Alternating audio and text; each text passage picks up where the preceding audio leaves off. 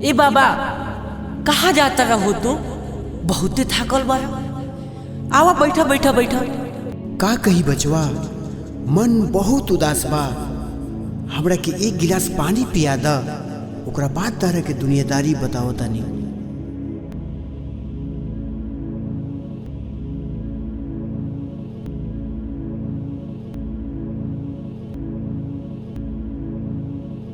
अच्छा बचवा, भगवान तारा के बनैले राखस। अब हम अपन कहानी तारा के सुनावतनी। आवा बैठा है जा।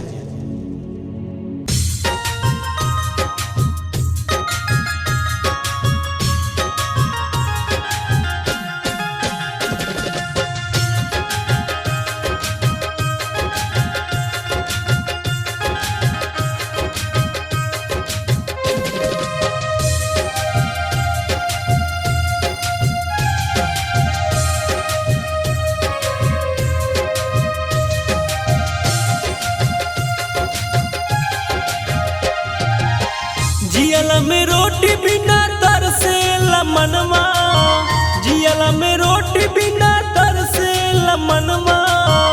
मुअला पदान भइल पलंग राम जी, कौना काम के बाधान राम जी, कौना काम के बाधान, कौना काम के बाधान राम जी, कौना काम के बाधान।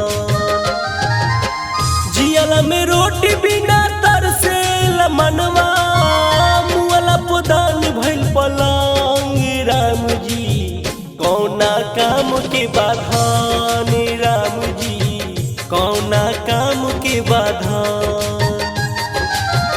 कौना काम के बाधान राम जी, कौना काम के बाधान।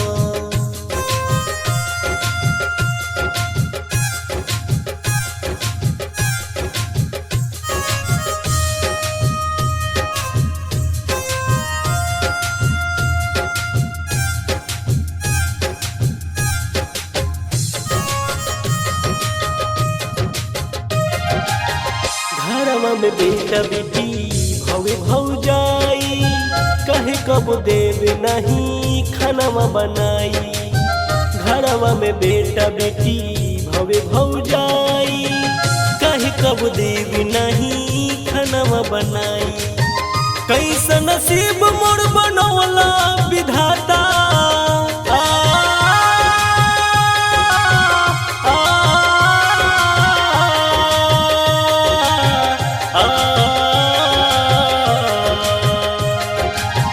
कैसा नसीब मोर बनौला विधाता। अन्न बिना तरसे मन राम जी, कौना काम के बाधान राम जी, कौना काम के बाधान, कौना काम के बाधान राम जी, कौना काम के बाधान। आदित्य रिकॉर्डिंग स्टूडियो सढवारा बाजार। म्यूजिक बाय विकास गौरव।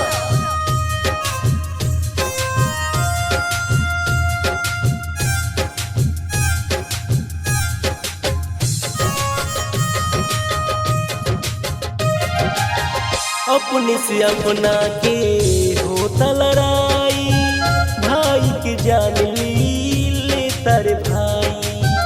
अपने से अपना के होता लड़ाई, भाई के जान ली ले तारे भाई। बीरबल के बतिया के गावेल बादल,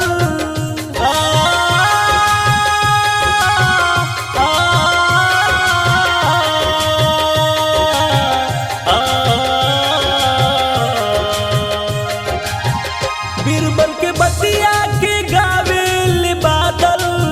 देखी के हो खता जवान राम जी, कौना काम के बाधान राम जी, कौना काम के बाधान, कौना काम के बाधान राम जी, कौना काम के बाधान।